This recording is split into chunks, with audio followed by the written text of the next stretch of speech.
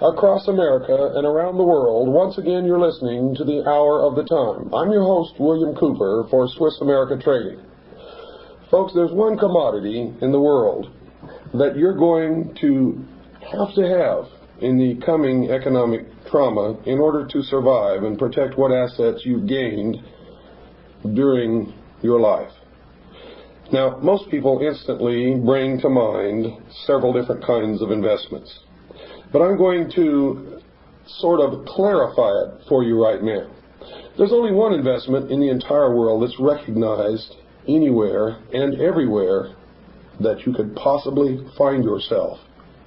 No matter what happens in the future, there's only one investment that is recognized universally throughout the world, through all peoples, rich, poor, backwards, forwards, primitive tribesmen, and, of course, on Wall Street, USA. And that investment, folks, is the only investment that has ever protected anyone in hard times through the history of the world. I'm talking about gold, specifically gold coins in the smallest denomination that are easily recognized and identified by the common man. Now, how in the world does that pertain to a primitive tribesman in the jungles of Borneo or the Philippines or anywhere else? Well, you see, these people, no matter how primitive they may be, recognize a malleable metal, something that can be worked, something that can be made into jewelry, something that has intrinsic value of its own. It doesn't matter whether it's a coin or a lump of metal. We recommend coins simply because in the civilized world, people think. And when they think and you offer them a lump of gold bullion in trade for a loaf of bread, the thinking person is going to wonder if there might be a grain, a pebble, or a boulder of lead underneath a small coating of gold. But you don't have that problem, folks, with gold coins. Gold coins that are recognized. Silver is another metal that fits this bill, that's recognized by the common man. Now, during the hard times that we've been through, when WWCR burned to the ground, our sponsor, Swiss America Trading, stuck with us. They found us another station to broadcast on. And so we didn't miss a beat getting the truth out to the world. Now I want you to stand behind them like they have stood solidly behind the Hour of the Time. I want you to call Swiss America Trading right now. Mention my name, William Cooper. Ask them for the free newsletter on protecting your future. Do it now, folks. Don't procrastinate. In hard times, it's too late to do something about protecting your assets. You won't have any. You can be assured of that. So call Swiss America Trading now at 1-800-289-2646. That's 1-800-289-2646. Do it now. It doesn't cost a penny. By protecting your assets, you are ensuring the future of this show, the Hour of the Time, and freedom for the world. Call 1-800-289-2646 and do it now. You'll be glad that you did. Tonight, folks, you'll notice the absence of our normal lead-in music. You'll also notice that we're not going into any type of a musical selection to introduce the subject matter of this program as we usually do, simply because I want to devote the maximum amount of time to our special guest tonight, Mr. Jordan Maxwell. Now, I never met Jordan Maxwell in my life until today. I don't really know him personally. I have been introduced to him circuitously through a bevy of my own personal friends, whom after listening to my lectures, after reading my book, realized that Mr. Jordan Maxwell and I have quite a bit in common. And they prompted me, pushed me, you might say, to meet with this gentleman. And I guess that you had the same treatment on your end, didn't you, Jordan? I certainly did, yes. Jordan has a fascinating background. He has paralleled my research in many avenues, in many areas, and has come up with the same conclusions, the same results, the same answers to the questions that I have asked all my life. And tonight we're going to be talking about the answers that he has come up with. But first I'm going to ask him to introduce himself to our listening audience. Jordan? Well, thank you very much for asking me to be here. My name is Jordan Maxwell, as we said.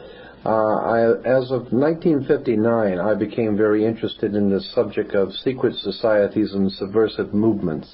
I came about it because of my family. When I was very small, my mother's uncle worked in the Vatican Secretary of State's office as a civilian. And on occasions when he would come back to home to visit, back to this country, he would sit and talk for hours about the intrigue going on throughout the world, behind the scenes of religion and politics, and all the nefarious plans that are being fomented by governments and religion. And I became fascinated with this subject. Since then, I have, as I said, since 1959, I have really delved into the subject myself, and I find the more that you find out about this subject, the more you know how much you don't know, because it is an enormous subject that takes in not only the fraternal orders, the secret societies of Freemasonry, the occult societies going back into the most ancient world, going back to pre-Sumerian, and those symbols and emblems which were used in the ancient world are now even being used in our world, our modern day world, and we don't even realize it.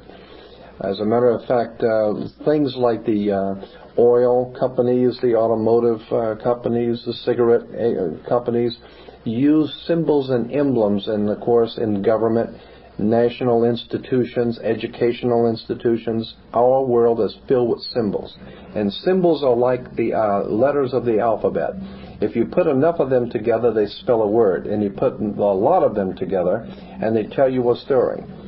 The story I am talking about is the secret societies and occult orders that go all the way back into the ancient world, and I believe, and it's my opinion, that they are still in operation today behind our major religions and major governmental agencies. The symbols and emblems you can see with your own eyes and do some research, and you'll find that they go back into the ancient world.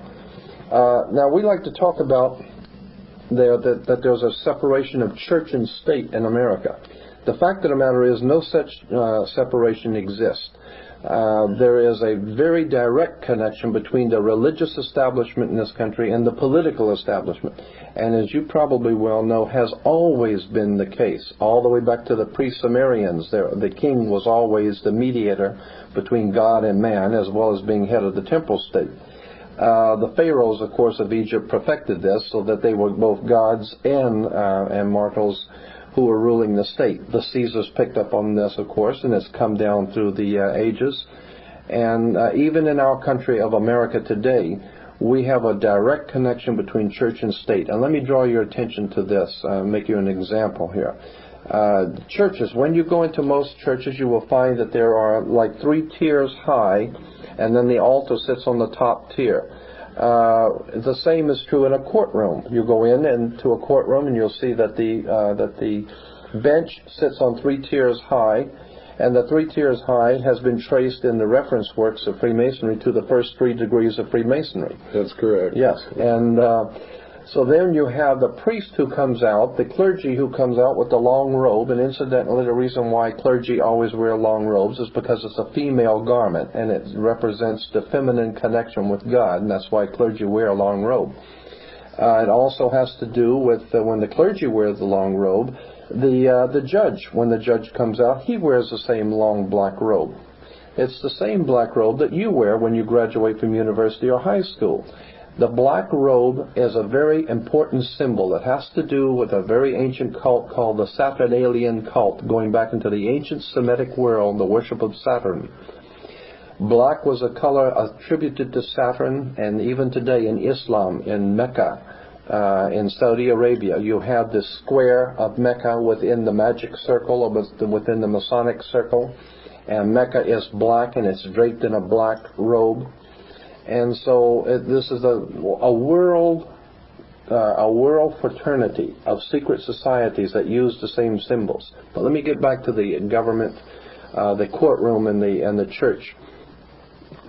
when you're sitting at a church, you of course are looking up onto the altar, and the priest is looking down on you. There is always a fence in the church, and then there's a gate, and only the priest can go through the gate to enter the altar. The same thing is true in a court. There is the fence, and there's the gate, and only the attorneys can go through, and they're called the logos, and they go through and talk to the judge for you. And of course the judge is sitting 3 tiers high, so he can look down on you, and you look up to him. The same symbols which are used in religion are used in political circles. And I am saying, it's my opinion, that what we have in America is a religio-political economic scheme based on a very ancient secret societies and fraternal orders. And until such time as we understand that concept, that things just don't happen. I mean, what was it? Franklin Roosevelt even said, anything that happens in politics, it was planned that way. And until such time as you understand that things are planned in politics, and that there is a rhyme and a reason to things, we're never going to get to the bottom of this.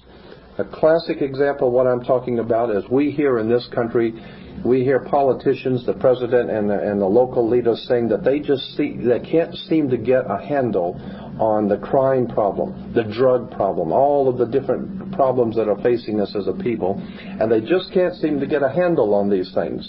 However, if you put a wrong comma on your income tax, they can get a hold on you. And if you go into the Amazon jungles, they'll follow you, and they will find you. And it may take a while, but they'll spend millions, and they will find you. And they will bring you back here, and they will deal with you in public to show the rest of the people that you can mess around with other people, but you don't mess with the money and the government, okay?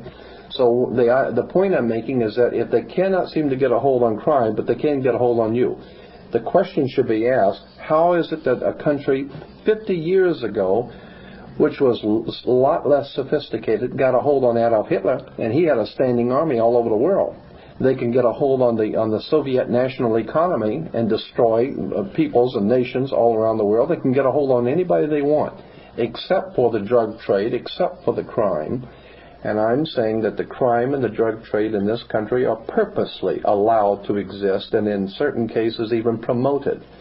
Because according to the ancient cults of the ancient world, there was a term that has come down to us, and many Freemasons in the audience will readily remember this. According to the ancient cults, there was something called ordo ab chaos in Latin, which meant order out of chaos. Right.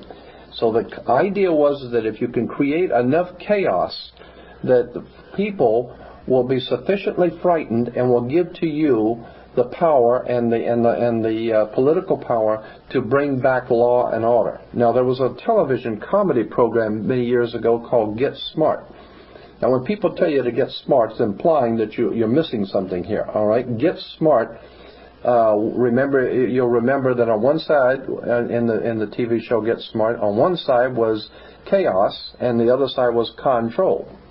And I'm saying that's exactly how you get control, by causing chaos. The idea is that if you're going to pull a scam on somebody, you're going to pick somebody's pocket or something, you always have a diversion. You do something to draw the person's attention while you're picking his pocket.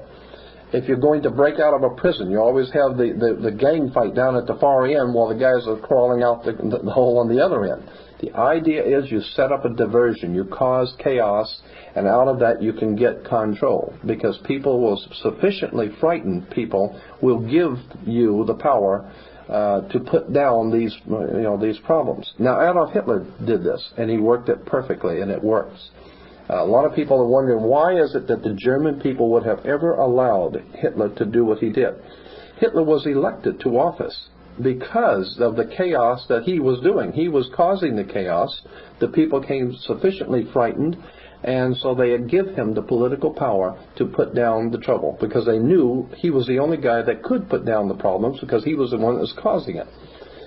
So I'm saying that the same kind of scam is being worked in this country today. We're seeing nothing but chaos and nothing but trouble, and I'm saying that it's all orchestrated, that you couldn't possibly imagine people like the President of the United States making mistakes. I mean, you hear every day, what, Senator so-and-so made a terrible mistake, or the United States government made a terrible mistake in Vietnam, or they made a horrible mistake on this or that. This country don't make mistakes. If they do something, they have a reason for doing it. They don't pay these people, these doctors and professional psychologists and his whole army of brains at the Vatican. I mean, well, it's a Freudian slip probably in the Vatican too. But at the Pentagon. Pentagon. Yeah, they don't pay these people big money to make mistakes. The president, when he does something, or this government does something, they know what they're doing. Now, it may not make any sense to you, but according to other plans, if you understand what's going on behind the scenes, it makes a lot of sense. And let me interject something in here for you, Jordan, so that you'll understand. My listening audience has had 22 hours already. Their education is far beyond anybody that you normally talk to. Right. They understand what we're talking about. They understand the involvement of the Vatican. They understand the symbology of the mystery schools. Right. Now, we may have some listening audience out there who just tuned into this show, or maybe just found it a couple of shows ago. But most of my listening audience worldwide have been listening to this show since the 4th of May, 1992, and have an extensive education into all of this. So if you want to cut to the meat of the matter, these people will understand. You don't have to build up to it. Right. Well, I mean, I talk to audiences so often, and I'm aware that when I'm talking to an audience, that people generally have not been initiated into this kind of thinking, and so that's why I try and lay a foundation for. There are a lot of occult symbols and emblems in government and religion, and I wanted to get into one in particular. The Nazis, the communists, the fascists, and all of the ancient world powers that have ever existed have used one common symbol continually, and that's the sun. Now, if you understand that the earliest history, the prehistory of the human race, goes back into the most ancient times, and God knows how far back that would be, 10, 20,000, maybe 50,000 years, I don't know. But if you go back to the earliest times of the human race, you can appreciate that the world was a very different place than what we live in today, okay? And so if you understand that it was a very cold and very fearful world at night, okay? And if you understand also that in that cold and fearful world, when the sun went down, there was a lot of fear for your life. There were a lot of predatory animals. And so the coming of the sun the next morning was always something to look forward to, that brought warmth, that brought light, and brought security. And around that concept grew a whole religio-political philosophy of the coming of the sun, God's sun, the light of the world.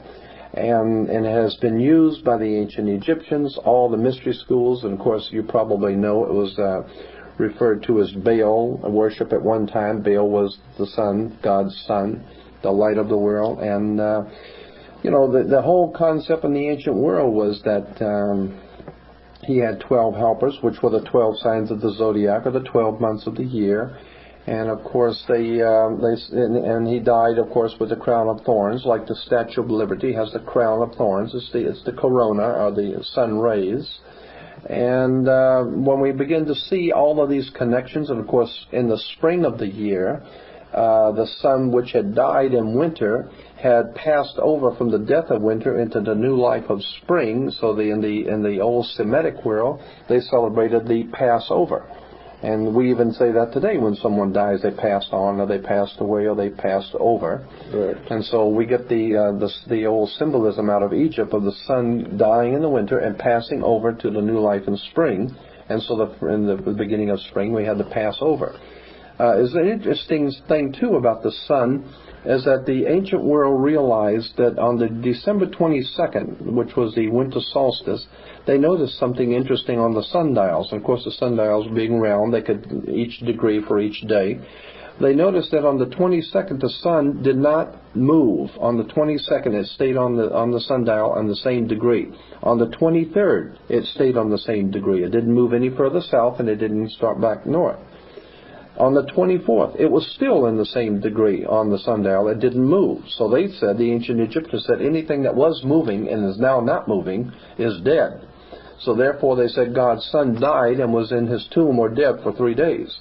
Then on December 25th, anything that was dead and in his grave and not moving for 3 days and now begins to move back to the northern hemisphere, it moved its first degree. So on December 25th, they said God's son is born on December 25th. Now, in the real world, let's clarify something for a lot of people who are listening out there. You're not talking anything about Christmas. You're not talking about what Christians traditionally recognize as, I'm getting into the birth of Christ. You're getting into the symbolism of the ancient religion of the Son, which was later perverted in Christianity to reflect this in order to capture the pagan worshippers into the Christian church. Absolutely, right. Now, what I'm saying is that because December the 25th is not Christ's birthday. No, not at all. No, it's the birthday of the Son. Right. And then, but then when you understand that this symbolism began to be, the ancient peoples understood that the sun was revolved, and it was a symbol of revolution. And today in America we have, or at least in the western part of the United States, we have an oil company called Union Oil. Union Oil has as a symbol a round orange globe with the 76, and of course the commercial says, get the spirit of 76. The orange globe is the sun, because the communists had always used the rising sun. You know, if you recall, on the Soviet National Coat of Arms, certainly, is the rising sun that's bringing the dawn of a new day. And the symbology of 76 plugs into what's called the 76, and the 13, 76 is 13. Right, in the order of the trapezoid. And if you figure out the formula of the ancient religion, which says, as above, so below, the creation of this country in 1776 was guaranteed to bring into the world the new man, the illumined man, 3 degrees of 6 acts, or 666. Right.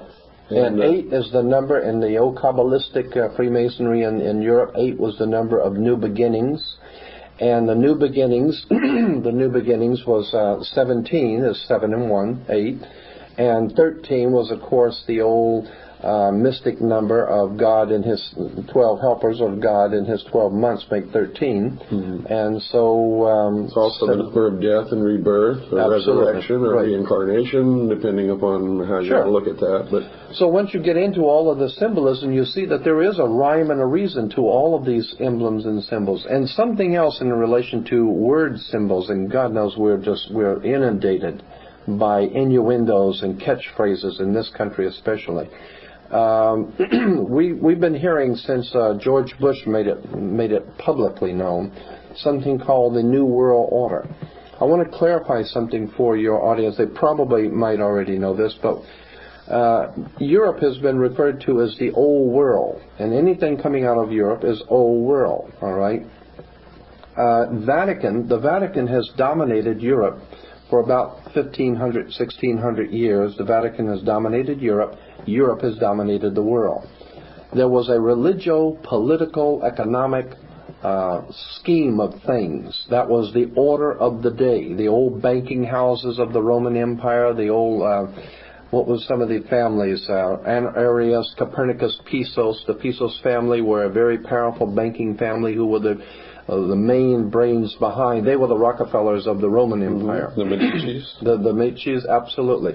And so when you understand that there was a banking, fraternal, religio-political order that operated throughout the world, and the Vatican sat on top of that, and that was an old world order.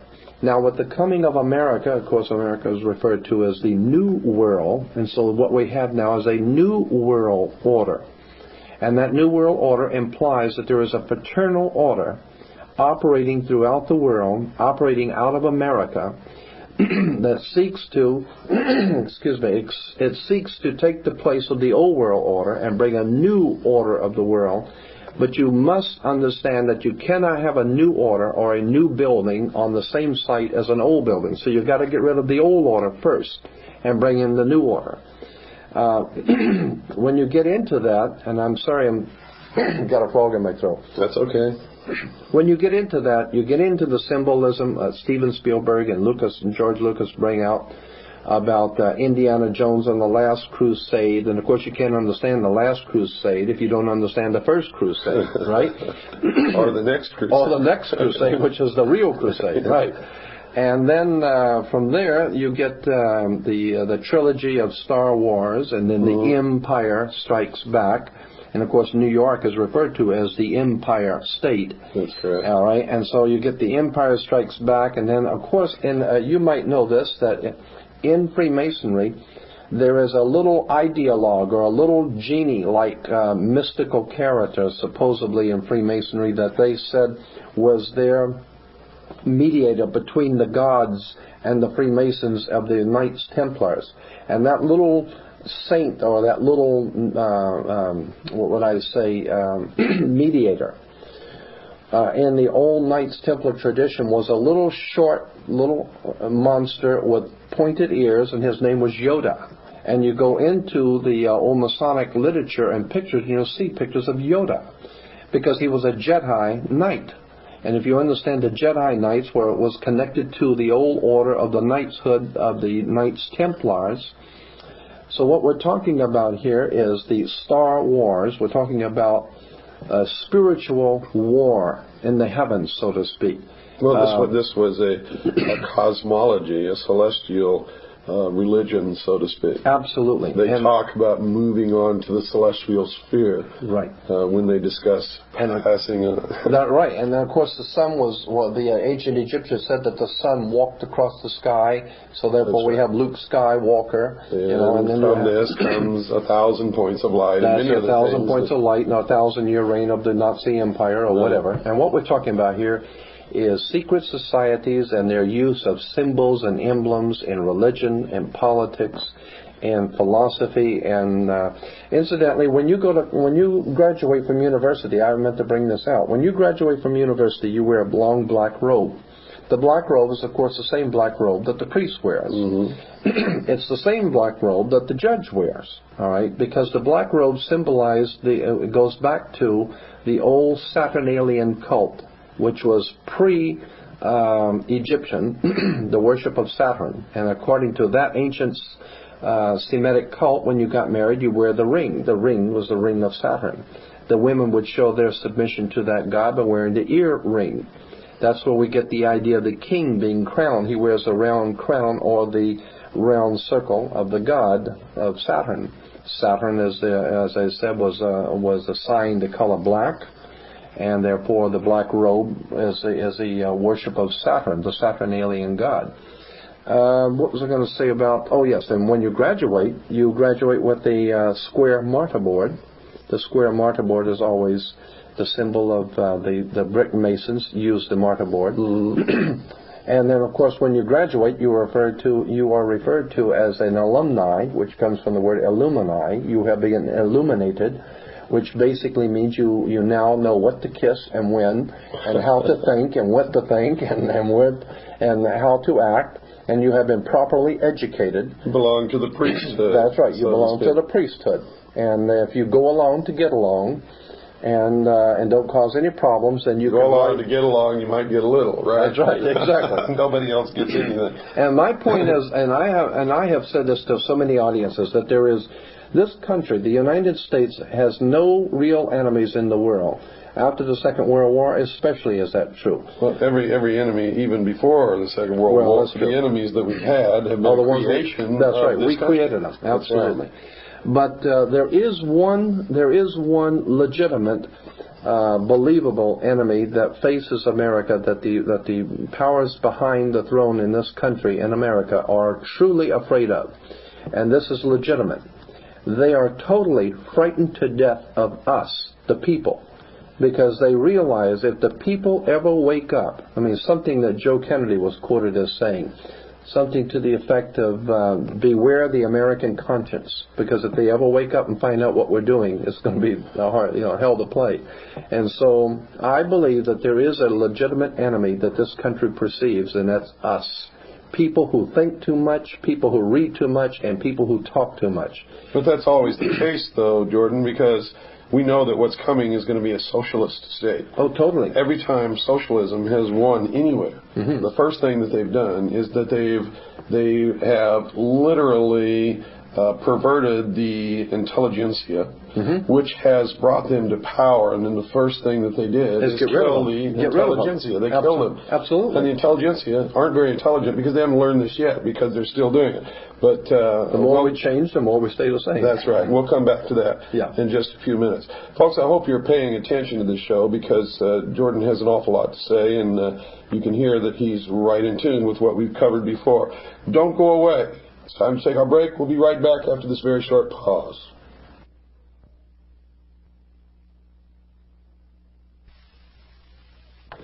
And welcome back to the hour of the time, dear listeners.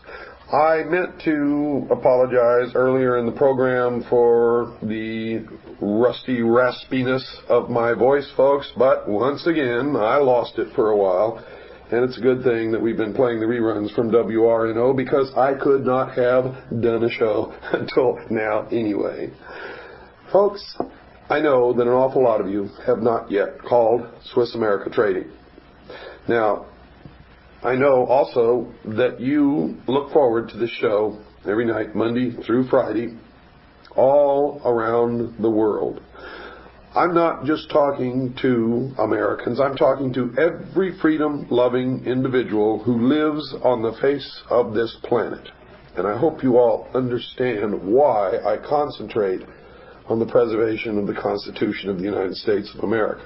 But for those of you who don't understand that yet, it's because it's the only document ever written, penned by the hand and the mind of men in the history of the world, that has ever set man free on the face of this earth.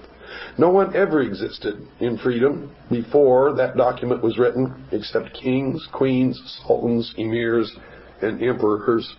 And of course, those behind the emperor, the king, queen, sultan, or emir, the priest class, are the adepts of the mystery schools, who really control things from the shadows. And those of you who have been listening to this show for a long time know that. Now, if you've learned all of this from this program, if you look forward to hearing the hour of the time, then you've got to support this program, and you've got to support our advertisers. Everywhere I go, every place I speak, many of you come up to me and ask me, how, Bill, can I protect my assets?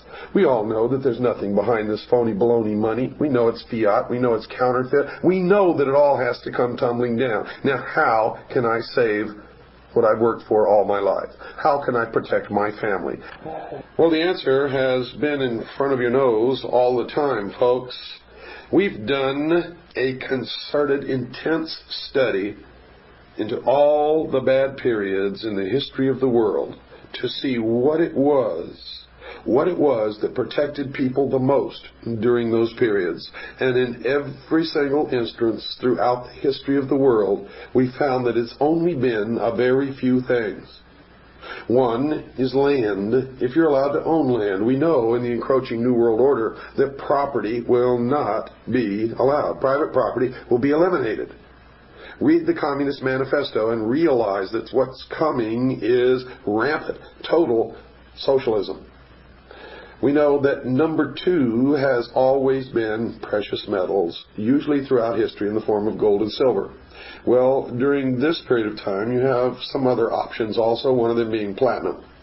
Now, if this comes to pass, and I'm talking if now because nobody knows absolutely for certain, but we have predicted, we stand behind our prediction, that there's going to be a terrible economic trauma in our future. Now, there are indicators that tell us this. There are hard, cold facts that tell us this. Most of this we've revealed to you in past programs on the hour of the time, so I'm not going to go into that right now. But I will tell you this. I will tell you this, folks, that gold and silver throughout the history of the world has been the only real, consistent, and positive investment that anyone has ever been able to make that has literally protected anyone's assets, property, wealth, the sweat of their labor for many years. You see, folks, today with 1 ounce of gold, you can buy the exact same number of loaves of bread that you could have bought 100 years ago with that same 1 ounce of gold. Now, if you have this gold or silver in small denomination coins, the smallest denomination that you can find, as a matter of fact, they're recognized literally by anyone, anywhere in the world. Everyone knows what they are. Even a primitive tribesman in the jungles of Borneo can look at a gold or silver coin and know that it has intrinsic value, worth. Now, the only other thing that I can tell you absolutely has value, but the value of that will disappear with age, of course, is food and clothing. There are some things in the coming trauma that will have value, and you should take a look at those too. Things that people are addicted to, such as coffee, chocolate, candy. Things that people absolutely need, such as Tampax, toilet paper, toothpaste, toothbrushes. I hope you get my drift, folks. But for the main conduit, for the preservation of wealth, for the preservation of your assets, remember gold and silver, and call our sponsor right now, Swiss America Trading. Don't wait. Do it now. 1-800-289-2646. Talk to the experts. Talk to the experts at Swiss America Trading. Mention my name, William Cooper. Ask for the free newsletter on protecting your future. Ask for the free book written by Mr. Figge. They will send these to you. It doesn't cost you a thing. It's an 800 number. Even the phone call doesn't cost you anything. What you're going to get in return in the mail, folks, you're going to be glad that you made the call. You're going to get information. You're going to get a newsletter. You're going to get a book, a pamphlet written by Mr. Figge that's going to be chock full of information that you need to know to survive what's coming in our near future.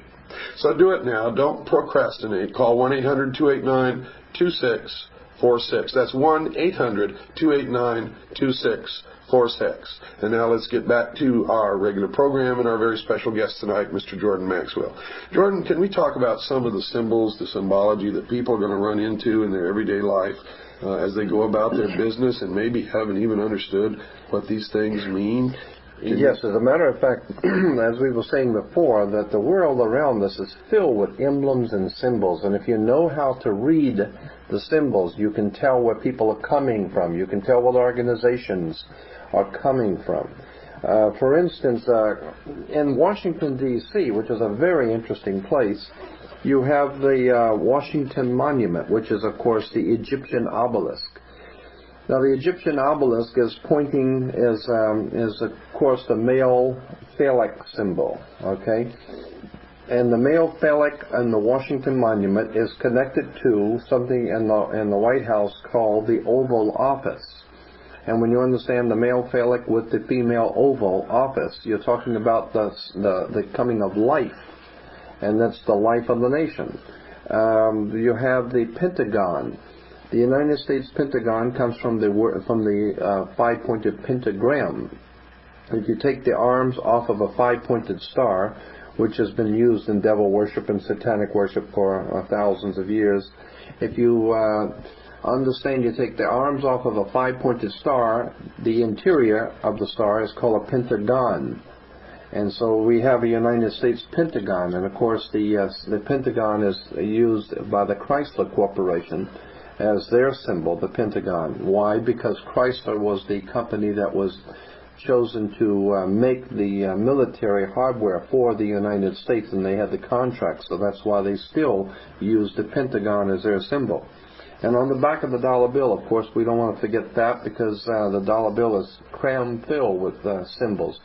And Roosevelt, Franklin Delano Roosevelt, said that the reason why it was all these symbols were put on a $1 bill is because he figured that all over the world, people, no matter how poor you were, you would have in your hand the almighty dollar.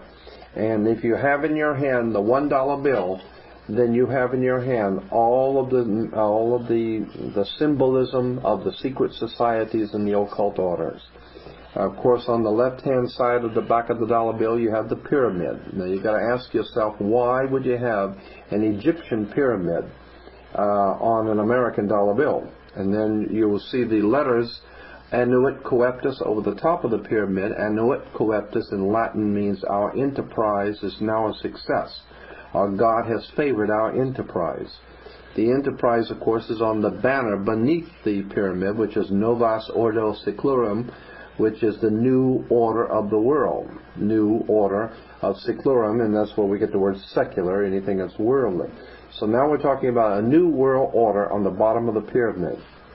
You will find that the pyramid has 13 layers, and there are 13 letters in Annuit Coeptus. And then if you go to the right side, you'll see the seal of America with the eagle, and above the eagle you'll have 13 stars, which stand for the 13 colonies originally.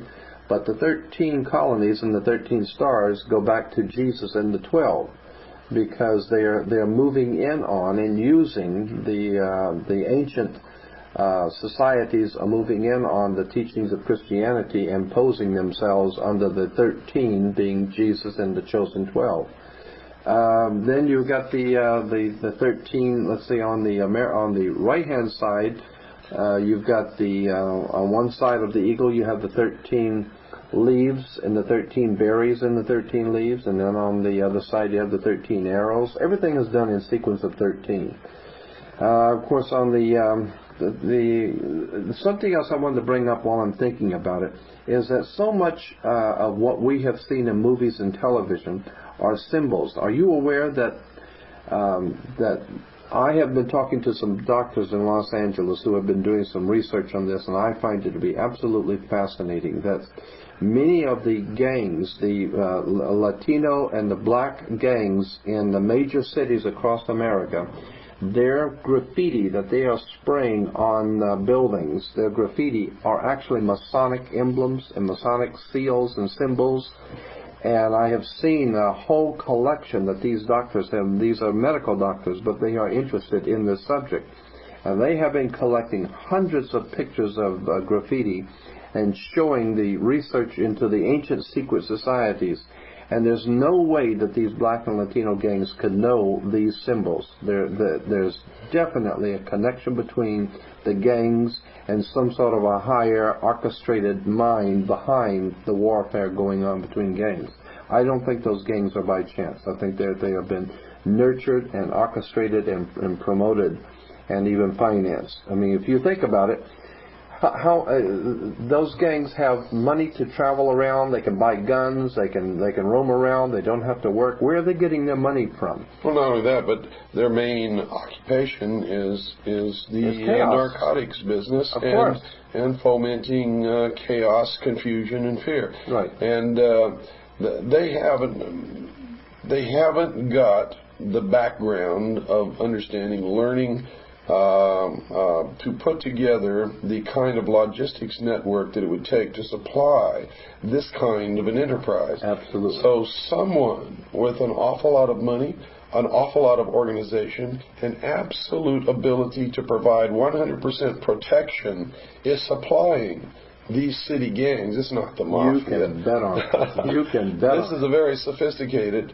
a totally protected organization. Absolutely. As a matter of fact, the San Francisco Chronicle had 2 full pages in one of their newspapers I still have, where they were talking about how this federal government was bringing in narcotics from Asia during the Vietnam War in the bodies of American servicemen that were being killed in Vietnam, and they were bringing in bags of pure heroin and pure narcotics from Asia in the bodies of American servicemen. And what were they doing with it? They were giving it directly to the mafia, because the mafia is doing little tricks for the government. It takes care of business for the government, so they have to be paid.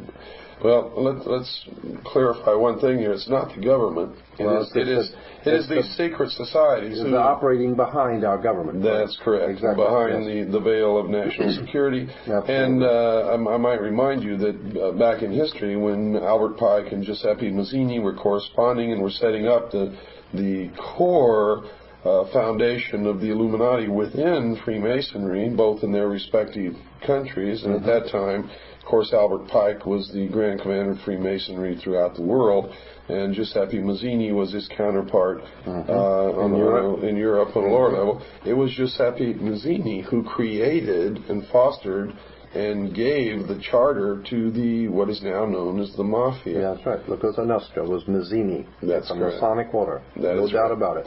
And this explains the close cooperation between government and the Mafia. That is right. Absolutely. And when we also understand that the old magic practicing priest of the old Celtic Druid priests of ancient England, in the person of Merlin the magician, when you understand that the old priest, the magicians, worked their magic on people with their magic wands, and their magic wands were always made out of holly wood, and they're still working their magic today with Hollywood. If you understand how we are being manipulated, we're being programmed, Hollywood is nothing more than an instrument in the hands of the secret societies. And in Los Angeles, anyone who knows anything about the motion picture industry knows that the real bosses are in New York and back east. Nobody makes any decisions here in Los Angeles. Those decisions are made by some very powerful people behind the scenes in New York and upstate New York. And we're not talking about just Hollywood. We're talking about the media overall, in general, including print, television, radio, the whole works. Absolutely. And specifically, what we're looking at is a very sophisticated method of manipulation and brainwashing. Exploitation. Correct. Absolute exploitation of people's ignorance. Somewhere along the line, and as I said to you before a few minutes ago, the greatest enemy this country will ever face, the people who are behind the scenes of government in this country, their greatest enemy is you. You who think too much. As a matter of fact, there was a motion picture called, a few years back, called Network. And in the movie Network, at the end of the movie, the star was a newsman, and he said something to the effect that you don't have to worry about America being destroyed. America's not going anywhere because we feed everybody. So if we go, the whole world goes because we're feeding everybody. But there is something that is lost forever. There is something that has gone and is legitimately lost, and that is your freedom as an individual human being to be free, to do your own thinking, to be your own person. That is lost. You have been taken over and you don't even know it.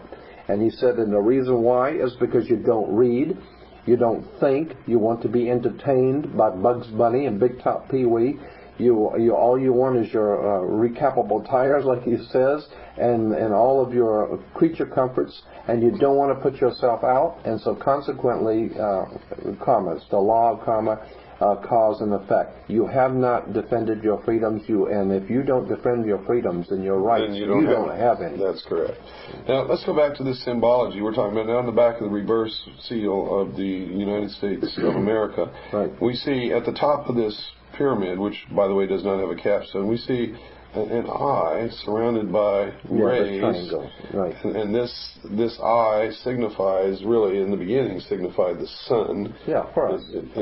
The god of the sun. That's correct. And we see that same symbol as the insignia for CBS. CBS eye. That's right. And we also see in the NBC peacock a tail, and each feather of the tail has an eye on it.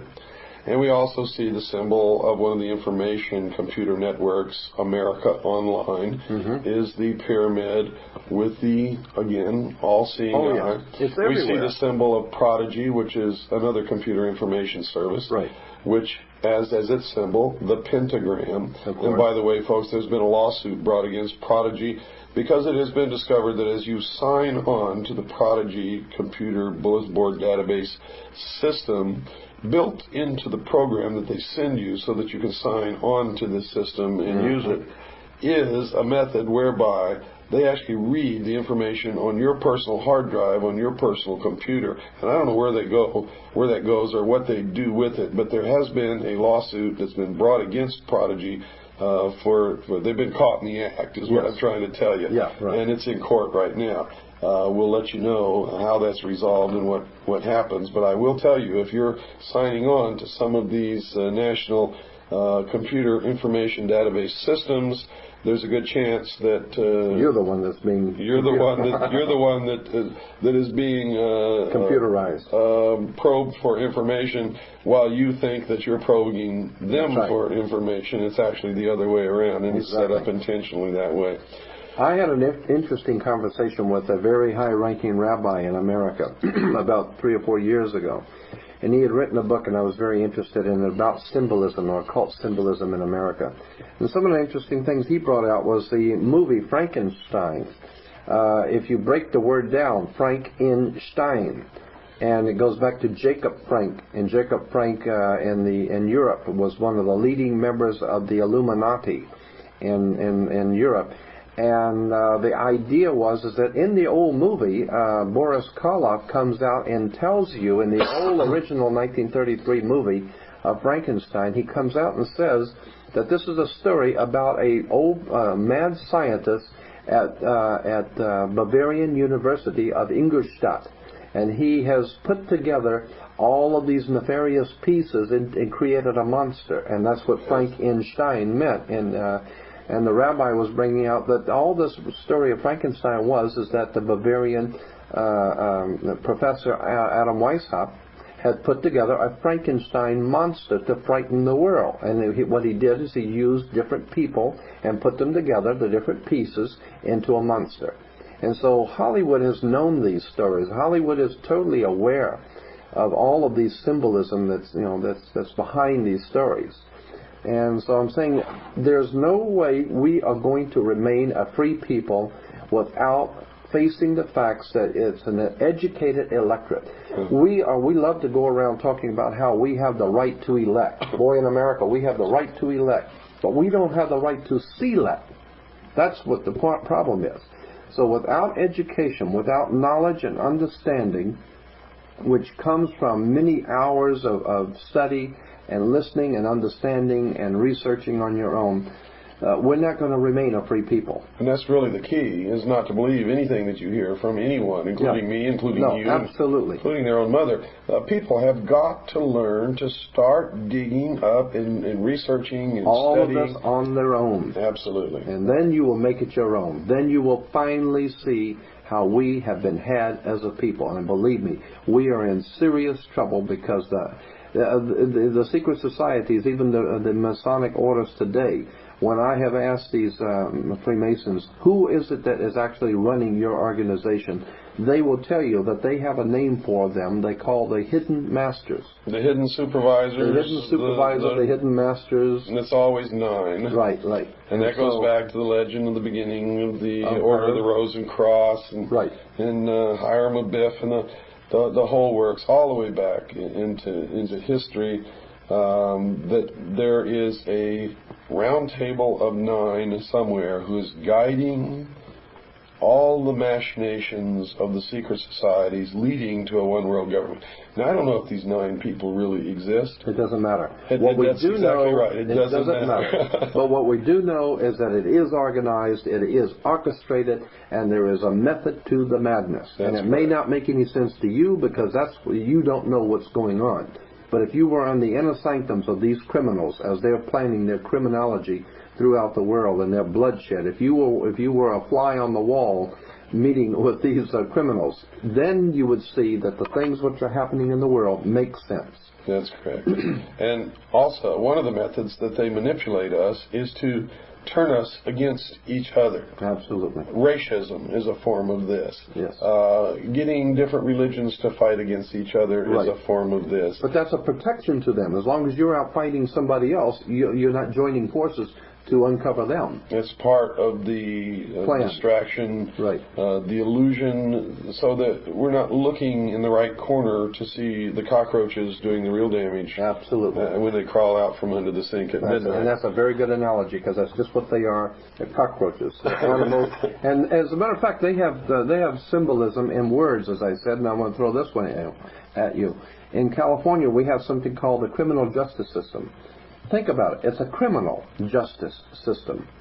and they know what they're doing. I mean, they have this thing back in Georgia called the what is it for disease control? The Center for Disease Control. It's not the Center for Disease Eradication. It's for the Center of Disease Control. The way that we have grown up in this country, accepting symbols, emblems, words, institutions, government symbols, we need to educate ourselves that there is a whole world of knowledge there that we have not been privy to know. Well, their concept of us, meaning the normal, everyday, and I consider myself to be in that category. Right. I'm just like everybody else out there. Probably if I had never been a member of the Office of Naval Intelligence, I would never have caught on to any of this and would not be doing what I'm doing right now. So I'm no different than the average listener out there. It's just that one day I woke up, looked myself in the mirror and said, Bill, you've been stupid for all of your life. I'm not going to be stupid anymore. Right. Now I've got to do something smart. I've got to wise up. And that's really the only thing that separates me from most other people. So, but their concept of us is that we're like animals, like cattle, that we don't have any intelligence. Precisely. That's why they say that our offspring are kids. And we have kids. And they rub it in our face. Absolutely. They rub our nose in it. And we go around saying that we have kids. Now, kids are baby goats. That's what they think of us. We're a bunch of goats, a bunch of animals, cattle, and that we deserve. They figure we're going to get taken anyway because we're so stupid. Their idea is that since we're going to get taken anyway, they might as well do it. They might as well go on and do it because somebody's going to do it anyway. Absolutely. So I'm saying I'm tired of being taken. Me too. And I want to wake the people up around the world to the fact that there is a method to the madness.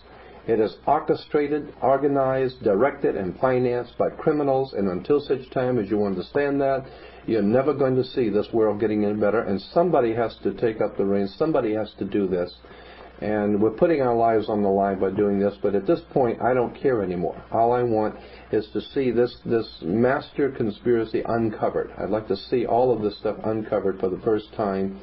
And that's exactly what the people behind our government do not want. They don't want the people to wake up. That's why they give you plenty of liquor stores, make sure you got plenty of booze and plenty of alcohol and plenty of entertainment and Hollywood and plenty of football games. Right. This is all the concept of the old Roman circus. That's it. When the emperor didn't want you to see what he was doing, he would give you bread and circuses. Entertain you. That's right. Wine and circus. On your way out. So, folks, I'm going to quote from Chapter 1 of my book, Behold a Pale Horse. I want you to remember this because this is their philosophy. A nation or world of people who will not use their intelligence are no better than animals who do not have intelligence, and such people are beasts of burden and stakes on the table by choice and consent. Now, if you'd like to write to Jordan Maxwell and ask him for further information or just send him your thoughts and ideas on this program, you can do so in care of Jordan Maxwell, Post Office Box 7442, Burbank, California, 91510. Once again, now write this down. If you don't have a pen and paper, you better get one quick. And you know you should never listen to this program, The Hour of the Time, without pen and paper, because you're going to get caught with your pants down every time. The name, once again, is Jordan Maxwell. Post Office Box 7442, Burbank, California, 91510. One more time for the slowpokes. Jordan Maxwell, Post Office Box 7442, Burbank, California, 91510. If you'd like to write to me and ask for a packet of information or give me your comments on this program, write to Post Office Box 1420, Sholo, Arizona, 85901. That's Post Office Box 1420, Sholo, Arizona, 85901. You know, we've done, I guess tonight makes the 23rd hour of programming on the mystery schools. This is the only media outlet in the world where any of this information has ever been aired in the entirety and the complexity and the depth that we have aired it. We've turned over the rocks. We've watched the bugs scurry. We've shined a bright light on them. They consider themselves to be illumined But I'm going to tell you folks right now, those of you who listen to this program regularly are the only illumined, truly illumined people in this world. And where these members of these secret societies pretend to be working for the illumination and the furtherance of the human race and for 1,000 years of true peace, they are liars, deceivers, manipulators, and criminals. And the only people who are ever going to bring peace into this world will be you and I. People like Jordan Maxwell, people who really care about peace and security and about our children and about our future. Remember that, folks. As you go to bed tonight, remember, we love you here. We're thinking of you. Good night, and God bless you all.